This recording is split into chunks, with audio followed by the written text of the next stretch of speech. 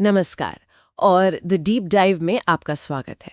आज हम हमारे ग्रह के इंजन रूम में झांकने वाले हैं।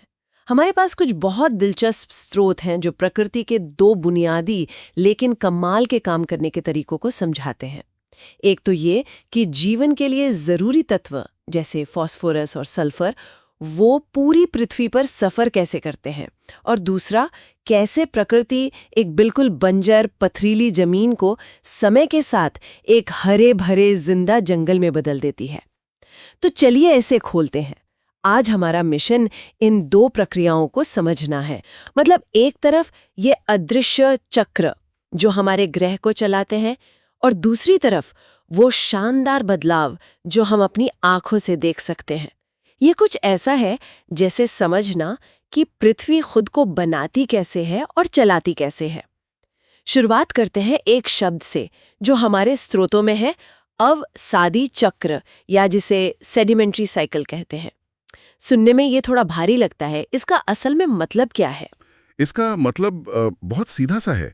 ये उन तत्वों का चक्र है जो अपना ज्यादातर सफर, आप कह सकते हैं, जमीन और पानी के रास्ते तय करते हैं। हवा के रास्ते नहीं? बिल्कुल नहीं। जैसे फास्फोरस हो गया, कैल्शियम, मैग्नीशियम, ये गैस बनकर हवा में नहीं उड़ते। इनका घर आप कह सकते हैं पृथ्वी की पपड़ी है, मतलब चट्टानें और मिट्टी।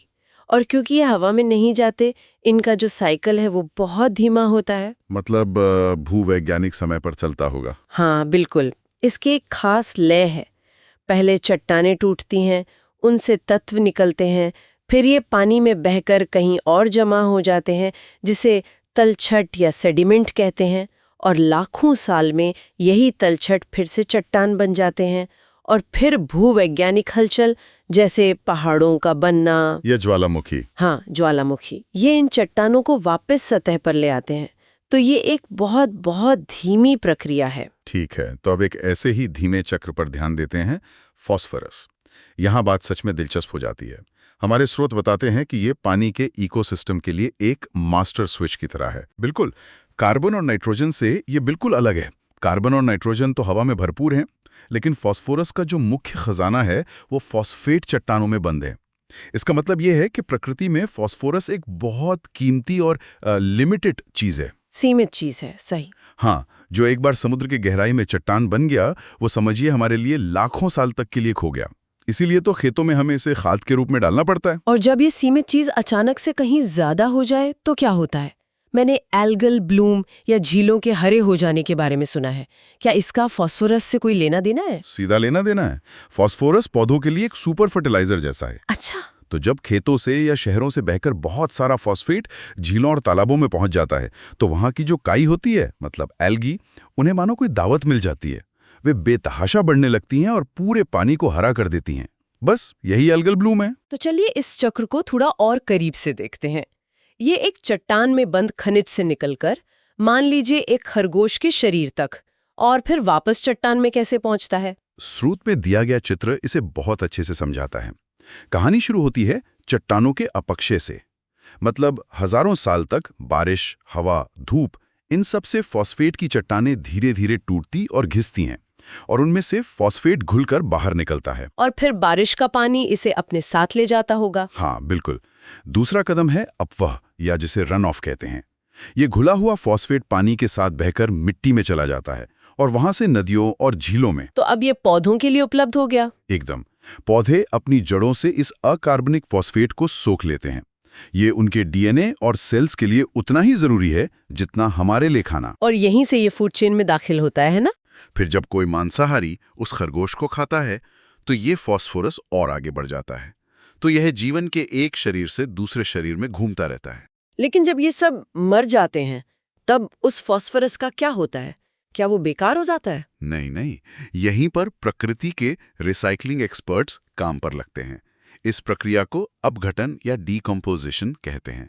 जब पौधे और जानवर मरते हैं, तो उनका जो मलबा होता है, जिसे डिट्राइटस कहते हैं, उसे मिट्टी में रहने वाले छोटे छोटे कीड़े मकोड़े और बैक्टीरिया, वो उसे सड़ा देते हैं। और उसी प्रक्रिया में फॉस्फेट वापस मिट्टी में आ जाता है। हाँ, जहां से पौधे उसे फिर से इस्तेमाल कर सकते हैं। तो ये एक तेज बायोलॉजिकल लूप है।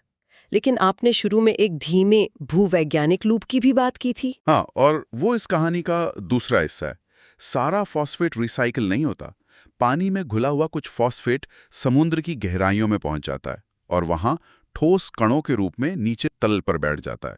इसे अवसादन या सेडिमेंटेशन कहते हैं। और लाखों सालों के दबाव में ये तलछट एक बार फिर से फॉस्फोरस की चट्टान बन जाता है। मतलब ये चक्र से बाहर हो गया, एक तरह से लॉक हो गया। फिर ये वापस कैसे आता है? ये वापस आता है चट्टानों के उत्थान यानी जियोलॉजिकल अपलिफ्टिंग से। जब टेक्टोनिक प्लेटें टकराती हैं और पहाड़ बनते हैं तो समुद्र के नीचे की ये चट्टानें सतह पर आ जाती हैं। और फिर कहानी फिर से शुरू होती है। हाँ, चट्टानें टूटती हैं और फॉस्फोरस एक बार फिर जीवन के चक्र में शामिल हो जाता है। इसी धीमेपन की वजह से ये इतना कीमती है। फॉस्फोरस का चक्र तो ज्यादातर जमीन के नीचे और पानी में ही चलता है, लेकिन कुछ तत्व ऐसे भी हैं जो जमीन और हवा दोनों में सफर करते हैं। सल्फर इसका एक बेहतरीन उदाहरण है ना? हाँ, सल्फर का चक्र एक हाइब्रिड मॉडल है, आप कह सकती हैं। उसका भी मुख्य भंडार फॉस्फोरस की तरह पृथ्वी की पपड़ी में ही है, मतलब मिट्टी और तलछट में। ये कोयला, तेल और पीट जैसे जैविक ईंधन में और पायराइट जैसी चट्टानों में जमा है। लेकिन फॉस्फोरस के विपरीत सल्फर गैस भी बन सकता है। और यही गैस वाला पहलू इसे ज्यादा गतिशील और शायद ज्यादा खतरनाक भी बनाता है। मैंने अम्लीय वर्षा के बारे में सुना है। बिल्कुल। सल्फर चक्र में दो मुख्य गैसें शामिल हैं। एक है हाइड्रोजन सल्फाइड H2S और दूसरी सल्फर डाइऑक्साइड SO2। जब ज्वालामुखी फटते हैं तो सीधे SO2 गैस निकलती है, लेकिन इसका सबसे बड़ा स्रोत मानवीय गतिविधियां हैं। जैसे कि जीवाश्म ईंधन जलाना। हाँ, जब हम कोयला या तेल जलाते हैं या खनिजों को पिघलाते हैं तो उनमें बंद सल्फर जलकर सल्फर डाइऑक्साइड गैस बनकर हवा में फैल जाता है। और हाइड्रोजन सल्फाइड वो कहाँ से आती है? हाइड्रोजन सल्फाइड H2S वो सड़े हुए अंडे जैसी गंध वाली गैस है।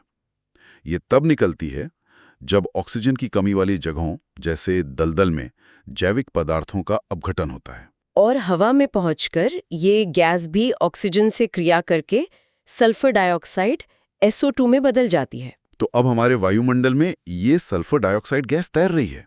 ये वापस जमीन पर कैसे आती है? ये बारिश के साथ वापस आती है। हवा में SO2 पानी की बूंदों के साथ मिलकर सल्फ्यूरिक एसिड, गंधक का तेजाब। हाँ, गंधक का तेजाब बनाती है। और जब बारिश होती है तो ये तेजाब भी साथ में बरसता है। इसी को हम अम्लीय वर्षा या एसिड रेन कहते हैं। अच्छा, ये वही एसिड रेन है जिसने ताजमहल जैसे स्मारकों को भी नुकसान पहुंचाया है? बिल्कुल वही है। इस प्रक्रिया को पारिस्थितिक अनुक्रमण या इकोलॉजिकल सक्सेशन कहा गया है। इसे आप प्रकृति का घर बनाना समझिए। घर बनाना दिलचस्प है। हाँ, जब कोई नई जमीन मिलती है या कोई पुरानी जगह खाली हो जाती है तो प्रकृति उसे फिर से बसाने का काम शुरू कर देती है। ये एक क्रमिक प्रक्रिया है। मतलब एक तरह के पेड़ पौधों का समुदाय आता है, वो माहौल को बदलता है और फिर उसकी जगह दूसरे तरह का समुदाय ले लेता है। और ये तब तक चलता रहता है जब तक एक स्थिर परिपक्व समुदाय ना बन जाए। एकदम। उस आखिरी स्थिर समुदाय को हम चरम समुदाय या क्लाइमैक्स कम्युनिटी कहते हैं। स्रोत में दिया गया चित्र एक बेहतरीन कहानी बताता है। पहले जमीन पर सिर्फ छोटे छोटे सालाना पौधे उगते हैं, फिर घास आती है, उनके बाद झाड़ियां जगह बनाती हैं, फिर चीड़ जैसे नरम लकड़ी वाले पेड़ और आखिर में ओक और मेपल जैसे मजबूत दृढ़ लकड़ी वाले पेड़ों का जंगल खड़ा हो जाता है। ये एक तयशुदा तरक्की जैसा लगता है। हाँ, ये एक दिशा में होने वाला बदलाव है। हर स्टेज की जो प्रजातियां होती हैं वो अपने बाद आने वाली प्रजातियों के लिए जमीन तैयार करती हैं। जैसे पहले आने वाले पौधे मिट्टी में पोषक तत्व डालते होंगे। बिल्कुल, जिससे कि बड़े पौधे वहां उग सकें। तो क्या ये प्रक्रिया हमेशा इसी तरह खाली मैदान से शुरू होती है या शुरुआती हालात से भी कोई फर्क पड़ता है? शुरुआती हालात से बहुत बड़ा फर्क पड़ता है और यहीं पर दो तरह के अनुक्रमण सामने आते हैं। एक है प्राथमिक या प्राइमरी और दूसरा द्वितीयक यानी सेकेंडरी। हाँ, प्राथमिक अनुक्रमण तब होता है जब प्रकृति को बिल्कुल शून्य से शुरू करना पड़ता है। शून्य से मतलब? सोचिए, एक ज्वालामुखी फटा और लावा ठंडा होकर एक नई चट्टान बन गया। उस चट्टान पर ना मिट्टी है, ना कोई बीज, ना जीवन का कोई निशान। ये एक कोरा कैनवस है। अब प्रकृति के असली हीरो आते हैं, जिन्हें अग्रगामी प्रजाति या पायनियर स्पीशीज कहते हैं, ये लाइकन और मॉस जैसे छोटे लेकिन बेहद मजबूत जीव होते हैं। ये नंगी चट्टान पर भी उग सकते हैं। अच्छा। वे चट्टान पर एसिड छोड़ते हैं, जिससे चट्टान टूटने लगती है, और जब वे मरते हैं तो उनके शरीर के अवशेष धूल और चट्टान के कणों के साथ मिलकर मिट्टी की पहली बहुत पतली परत बनाते हैं। वाओ, मतलब लाइकेन और मॉस असल में चट्टानों को तोड़कर मिट्टी बनाने वाले इंजीनियर हैं। वे भविष्य के जंगल की नींव रखते हैं। बिल्कुल। और एक बार थोड़ी सी मिट्टी बन गई तो हवा से उड़कर आए बीज वहां अंकुरित हो सकते हैं। फिर छोटे पौधे उगते हैं, उनकी जड़ें चट्टान को और तोड़ती हैं, उनके मरने से और मिट्टी बनती है, और धीरे धीरे सैकड़ों या हजारों सालों में वहां एक पूरा इकोसिस्टम खड़ा हो जाता है। ठीक है, ये तो हुई एकदम नई जमीन की बात।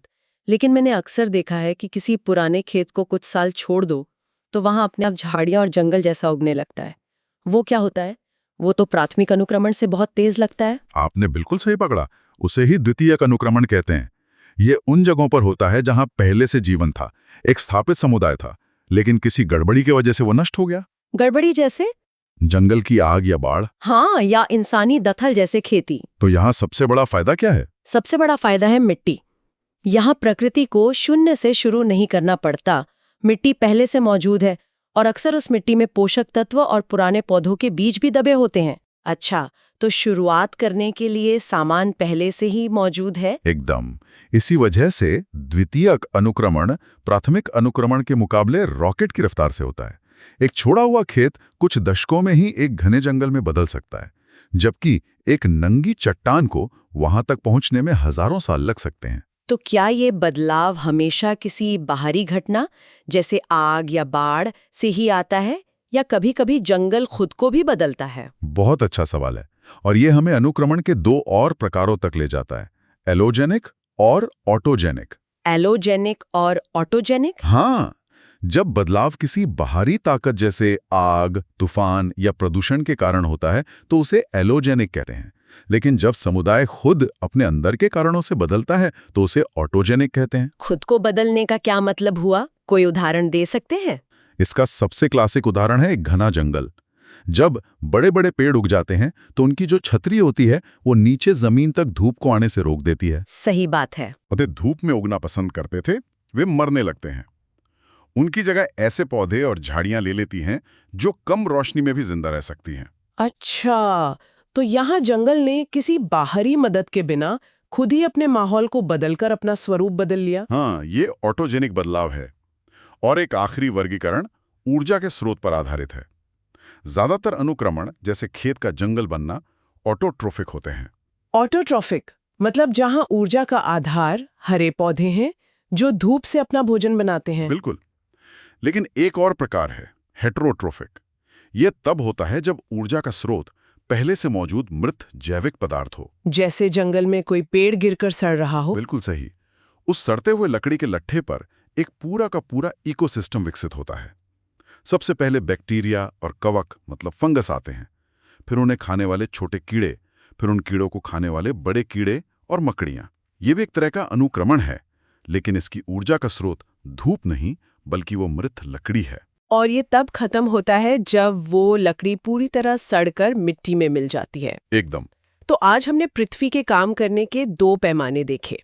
एक तरफ फास्फोरस और सल्फर जैसे तत्वों के विशाल धीमे चक्र जो जीवन की नींव बनाते हैं, और दूसरी तरफ पारिस्थितिक अनुक्रमण की गतिशील प्रक्रिया जिससे प्रकृति खाली जगहों पर जीवन का निर्माण करती है। और यहाँ सोचने वाली बात यह है कि ये प्रक्रियाएं बहुत अलग अलग समय सीमा पर काम करती हैं। फास्फोरस चक्र भूवैज्ञानिक है, जिसमें चट्टानों को सतह पर आने में लाखों साल लग सकते हैं। वहीं दूसरी ओर द्वितीयक अनुक्रमण एक इंसान की जिंदगी के अंदर ही एक खेत को जंगल में बदल सकता है। इन अलग अलग पैमानों और उनकी आपसी लय को समझना ही हमारे पर्यावरण को समझने की कुंजी है। और जीवाश्म ईंधन जलाकर इन धीमे प्राकृतिक चक्रों के कुछ हिस्सों को जबरदस्ती बहुत तेज कर रहे हैं। हम फास्फोरस को चट्टानों से निकालकर खेतों में डाल रहे हैं और सल्फर को कोयले से निकालकर हवा में। ऐसा करके हम भविष्य के पारिस्थितिक अनुक्रमण के लिए कौन सी अनपेक्षित श्रृंखला प्रतिक्रियाएं शुरू कर रहे होंगे जिनका अंदाजा शायद हमें आज है भी नहीं।